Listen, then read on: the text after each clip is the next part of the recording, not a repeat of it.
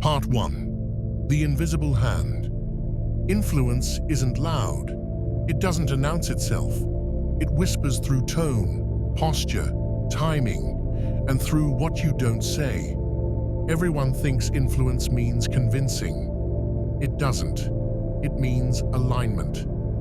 Getting someone to move in your direction because it feels like their own idea. The masses chase persuasion, rehearsed words, tactics, and sales scripts. But true influence begins in the silence before the words. It's the energy you carry before you enter the room. The way your eyes stay still when others look away. The calm that makes people question what you know that they don't. Humans are wired to follow certainty, not logic, not morality, certainty. And that's why most fail to influence. They lead with need, not power. When you want something from someone, you signal weakness. But when you stand like you could walk away at any moment, you create gravity. The human brain can't resist authority, not because it's loud, but because it's grounded. It's the same energy that makes a lion command silence without roaring. Real influence isn't about control, it's about contrast. When everyone else bends to please, you stand still. When they rush to prove their worth, you let silence do it for you. Influence is psychological warfare disguised as empathy. It's knowing that people don't follow truth. They follow the feeling of being understood.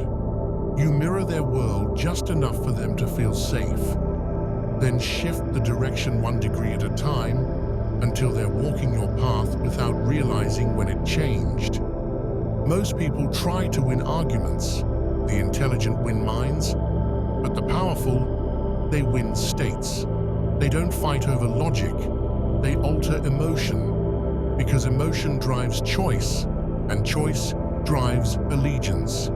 This is how leaders rise, lovers seduce, and nations fall. It's not manipulation when your intention is pure. It's mastery of human psychology. Every great influencer understands one rule. People rarely do what's best for them. They do what feels right in the moment. And your job isn't to fight that. It's to guide it subtly, calmly, invisibly. Influence doesn't demand attention, it attracts it. The ones who master it understand that control is never taken, it's given. You just have to make someone want to give it to you. This is the unseen art, the psychology beneath every interaction, every negotiation, every love story, every war. The way a single look can redirect belief.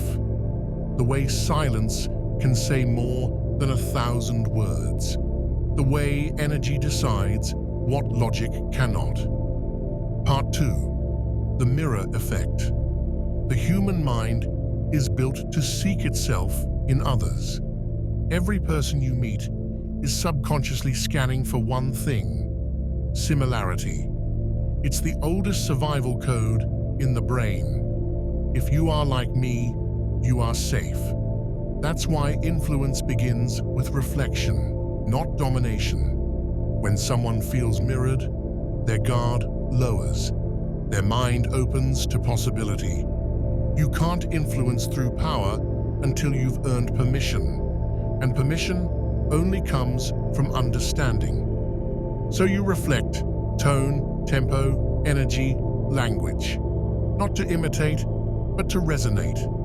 People don't follow the strongest voice in the room. They follow the one that feels familiar. When someone truly listens, not to reply, but to connect, your body relaxes. Your thoughts begin to align with theirs without effort. That's the mirror effect. It bypasses logic and speaks directly to the nervous system. But mirroring isn't imitation, it's translation. You're not copying behavior, You're translating emotion. You match someone's frequency long enough to build a bridge, then quietly guide that bridge in your direction. Most manipulators fail here. They mirror without purpose, blending in, but never leading out. True influence uses empathy as the opening and precision as the weapon. When you can reflect someone's emotional reality more clearly than they can, you gain their trust. They start to feel understood. And once they do, they'll let you guide them. Confidence without connection fails. Connection without direction stalls. Influence is the balance, calm power and mirrored understanding. Too much dominance creates resistance. Too much empathy erases authority. When both coexist, people follow naturally. The best influences make others feel autonomous. You don't force the shift, you invite it. You let them believe it was their decision all along, when every breadcrumb was placed by you. Mirroring works because people crave recognition more than truth. They don't need you to be right. They need to feel seen. Once you give them that, logic no longer matters. Influence isn't about changing minds. It's about joining them first. Only from within can belief truly shift. Persuasion argues from the outside. Influence plants seeds quietly, patiently, until one day they believe the idea was theirs all along. Part 3. Emotional gravity. People follow what they feel far more than what they understand. Facts rarely change minds. Energy does. Every word carries an emotional signature: confidence, fear, calm, or chaos. Before they process your message, they read your state. Influence begins in your nervous system. If your inner world is chaotic, no words can save you. Emotions are contagious. They move through tone, posture, and silence. When you're grounded, others borrow that grounding. When you're unstable, they retreat, even if your logic is perfect. Emotional gravity is the invisible force that makes people orbit you. It's not about volume or dominance. It's about composure. The calm that cuts through noise. The quiet conviction that says, I know where this is going. The person who commands a room without speaking isn't charismatic. They're stable. And in a reactive world, stability is power. The brain seeks safety before truth, and safety feels like certainty. When you stay calm under pressure, you become the emotional anchor. Others regulate through you, matching your tone, pace, and rhythm. Influence flips. You're no longer chasing agreement. They're chasing your steadiness. Arguments fail because emotion always beats logic. Calm disarms chaos. Emotional control isn't suppression, it's direction. It's knowing when to speak, when to pause, and when silence becomes authority. The one who controls their emotions controls the frame, and whoever controls the frame defines reality. When you lose your center, you lose authority. When you hold it, you set the rhythm. Your stillness becomes the tempo others unconsciously follow. You don't impose energy, you set it. Like a tuning fork, your steadiness pulls others into harmony. That's how you lead without shouting, persuade without pressure, and attract without chase. Emotional gravity is leadership without title, power without noise. When you embody peace, people feel it. When you stay composed in chaos, you become the quiet authority everyone else orbits around. Part 4. The frame. Every interaction is a battle for the frame, the unseen lens that defines reality. Whoever defines the frame defines the meaning, and whoever defines the meaning controls the outcome. Most people walk into conversations already inside someone else's world. They react, defend, and explain, always responding instead of leading. Influence begins the moment you stop doing that. A strong frame says, "This is how I see it. You're welcome to step into it, or not." It's not arrogance, it's certainty. The weak try to convince, the powerful assume. They don't seek validation, they embody conviction. The brain craves stability. When someone speaks as if their reality is absolute, others subconsciously adapt to it. That's why leaders set the tone of rooms, and why silence from someone composed feels louder than noise from the insecure. Frames aren't built through words, they're revealed through reaction. Every time you defend, you concede control. Every time you stay centered, you strengthen your position. Think of it as gravity. Whoever has the stronger emotional center pulls the other into orbit. If your frame is fragile, you get absorbed into theirs. If it's stable, they start speaking your language. Influence isn't about forcing agreement. It's about making your reality feel inevitable. You don't announce your frame, you live it. Your tone, rhythm, and indifference to approval signal power louder than words ever could. Even silence is a frame. It says, "I don't chase, I observe." That stillness exposes those who need control and positions you as the one who already has it. In every exchange, ask yourself one question: whose reality am I in right now? If it's not yours, influence has already shifted. Part 5.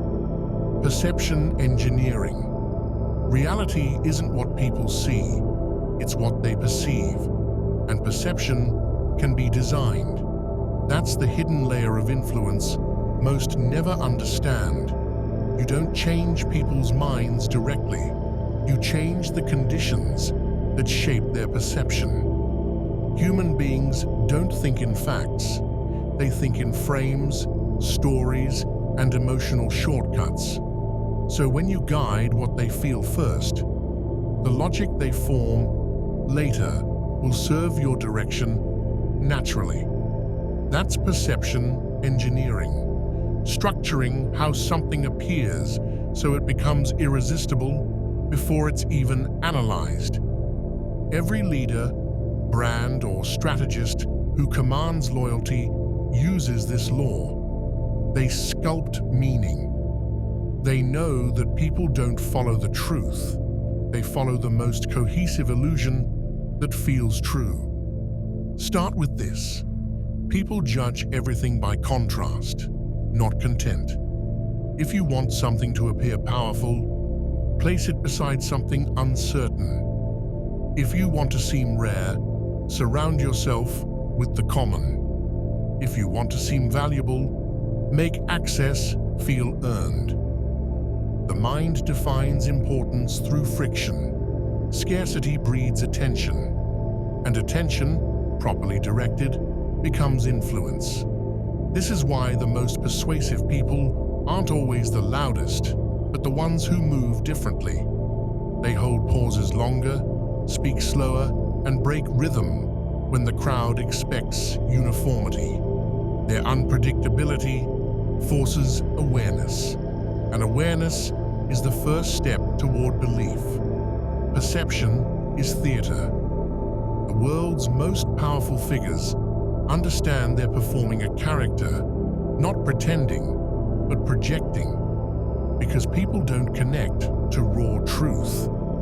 They connect to symbolic truth, the image that embodies the values they crave. That's why influence is visual before it's verbal. Your tone, posture, and control of space communicate more than your words ever could. You can't tell people you're powerful. You must demonstrate calm under pressure until they decide it for you. The architecture of perception is built on small cues: a steady gaze when others look away, deliberate silence where most would rush to fill the air, precision in language, never too much, never too little, and consistency between what you say and how you live. These cues create a subconscious pattern: credibility. And credibility is the seed of influence. Without it, even truth sounds like manipulation. To engineer perception, you must design emotion first. Decide what you want them to feel: safety, respect, curiosity, desire. Then communicate only through actions that support that emotional target. Words become secondary because humans are emotional editors. They rewrite your message based on how you make them feel. Most people try to influence through words alone. The elite do it through atmosphere. They don't chase reactions. They orchestrate environments. They know that a person's reality bends not under argument, but under the consistent emotional tone you create around them. That's why influence isn't a moment, it's momentum. It builds slowly through repetition of controlled presence until perception hardens into belief. And once belief forms, logic becomes irrelevant. Part 6. Social gravity. Influence doesn't exist in isolation. It multiplies through perception, not just yours, but the collective's. The moment more than one person believes in your authority, gravity forms around you. Others begin to orbit it. That's social gravity, the invisible pull created when belief becomes public.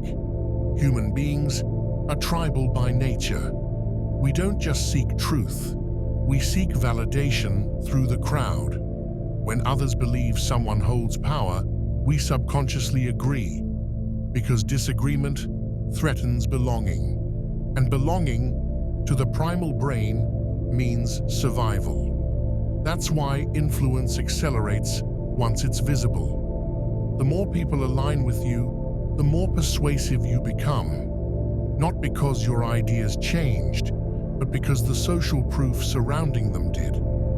It's the same reason a few voices can steer millions, why followers defend their idols like faith, and why perception spreads faster than logic ever could. Social gravity operates on 3 laws: visibility, validation, and velocity. Visibility is attention. You can't influence what doesn't see you. But attention without control is chaos. So visibility must be strategic. Show up where belief can be shaped, not where distraction reigns. Validation is endorsement. Every signal of approval compounds authority. A repost, a compliment, a cosign from status, each one strengthens your perceived legitimacy. Reputation matters more than accuracy. People don't fact-check charisma, they feel it. Velocity is spread, the speed at which your name travels. Repetition creates inevitability. When people hear your name enough times, they stop questioning it and start accepting it.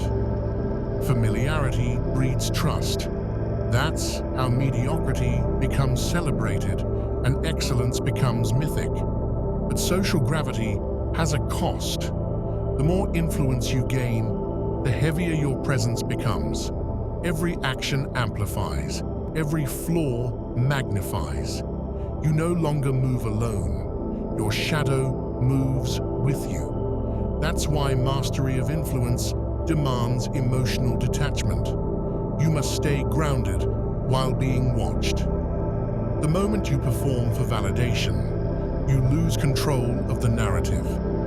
The crowd senses desperation, and gravity turns into exposure. True influencers stay mysterious, even in the spotlight. They reveal enough to stay intriguing, but never enough to become predictable. Predictability kills fascination, and fascination is the engine of attention. Social gravity is strongest when others talk about you in your absence, when curiosity spreads faster than information, when your silence becomes a statement. The greats understood this balance. They controlled visibility like currency. Too much, and power dilutes. Too little, and it disappears. The key is to be selectively accessible, seen, but not saturated. In the digital age, attention is the new monarchy. Those who control its flow hold the modern throne. But never forget, influence borrowed from the crowd can just as easily be taken by it. Part 7. Power Dynamics. Every interaction is a silent negotiation for power, not control, but position. Who leads, who follows, who adapts.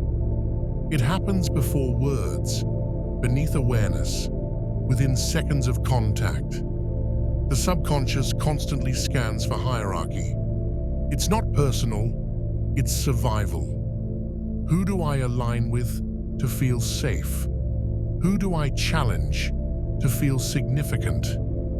Influence thrives in that tension, the balance between respect and dominance. Power isn't built on money or fame, it's built on certainty. The one least affected by the outcome always controls the dynamic. That's why indifference is magnetic. It signals power. The less you need approval, the more others seek yours. Every exchange follows the same cycle. Tension, calibration, alignment. Tension is the test. People push to measure strength. React, and you submit. Stay composed, and you rise. When they sense your calm can't be broken, they adjust to your rhythm. That's silent dominance. Submission isn't weakness, it's alignment. Once authority is established, structure creates safety. Chaos exists only when no one leads. Influence isn't about force, it's about calm command. The strongest leaders don't demand loyalty, they make it feel natural. They know power is psychological, not mechanical. True strength doesn't shout, it endures. People follow those who can't be shaken, emotionally, financially, spiritually. That's why volatility destroys power. Anger and defensiveness reveal instability. Control your state, and you control the hierarchy. Dominance is rhythm. The one who controls pacing controls direction. Silence, when deliberate, becomes authority. It's not arrogance, it's composure. But power must breathe. Overplay it, and you create rebellion. Underplay it, and you lose respect. The balance lies in tension, steady, unbroken. People follow strength, but they stay for safety. The man who embodies both, power without fear, control without cruelty, becomes magnetic in any room. Part 8. Authority and belief. Authority isn't granted, it's recognized. And it's only recognized when your belief in yourself outweighs everyone else's doubt. The human mind follows conviction like a compass. When someone radiates certainty, we assume they know something we don't. That's why confidence often looks like truth.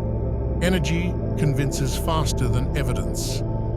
Authority starts in energy, not proof. You don't need permission, you need alignment. A belief so steady that even your silence feels commanding. Every influential person shares one foundation: identity. They know who they are and what they stand for. Clarity in a chaotic world feels like safety, and safety attracts followers. People don't follow the smartest, they follow the most decided. But belief can't be faked. You can imitate confidence for a moment, but not consistency. Real authority comes from experience. You faced pressure and stayed composed. That history becomes presence.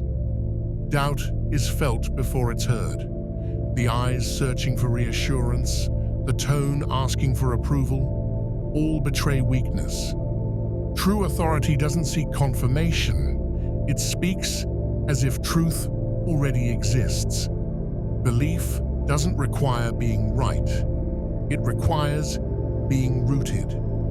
Humans don't follow facts. They follow conviction wrapped in calm. Perfect logic delivered with hesitation will lose to imperfect certainty delivered with faith. Authority is self-belief made visible. When what you think, say, and do align perfectly, people stop questioning. Your congruence becomes its own proof.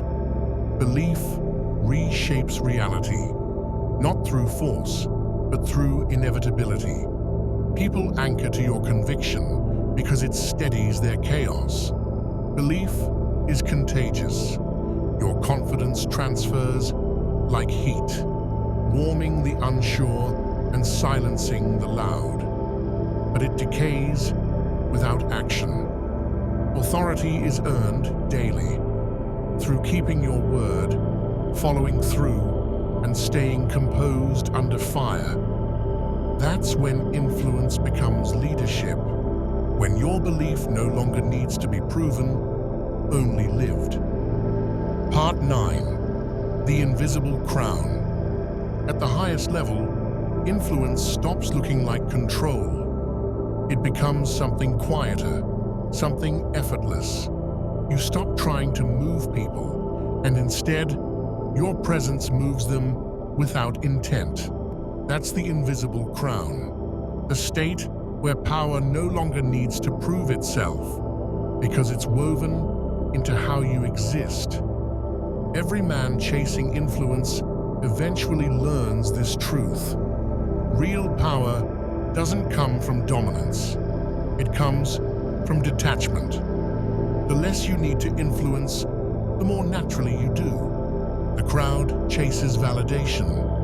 They posture, they perform, they shout for attention. But the ones who truly shape the world operate in silence. They don't sell authority, they embody it. They know that mystery amplifies presence, and that energy travels further than explanation ever could. The invisible crown isn't something you wear. It's something others feel. It's in your tone, grounded, deliberate. In your eyes, still, unreadable. In the way you speak only when it matters. And how, when you do, the room falls quiet. That kind of influence can't be taught. It's earned through mastery of self, through the discipline of not reacting, through the patience of silence when others beg to be seen, through the humility of knowing that true power doesn't compete, it attracts. Influence begins with others, but it ends with you. It starts by learning how to guide the world, and concludes by learning how to no longer need to. That's when you become untouchable. Not because people can't reach you, but because nothing inside you needs to reach for them. When your internal world becomes your fortress, no opinion can shake it, no rejection can define it, no praise can distort it. You've transcended the external game. This is the final evolution of influence. Self-command. You've mastered the mirror, the emotion, the frame, the hierarchy. But above all, you've mastered your response to everything beyond your control. That's when people start following without you asking them to. That's when presence becomes persuasion. That's when silence becomes leadership. Because influence isn't about bending others, it's about being the fixed point they orbit. It's the stillness in the storm, the calm in the noise, the certainty in a world addicted to confusion. The invisible crown is peace disguised as power. It's knowing that every battle for control was always an illusion, because the only domain that ever mattered was the one within you. When you reach that point, you stop playing the game. You set the rules by existing. You don't convince anymore. You command without force. Your life becomes a silent example of mastery, and people can't help but follow. That's the end of influence and the beginning of sovereignty. This is what all power seeks to become. Not dominance, but presence. Not noise, but gravity. Not control, but peace. When you wear the invisible crown, you no longer chase influence. You are it, and the world bends quietly to the rhythm of your calm.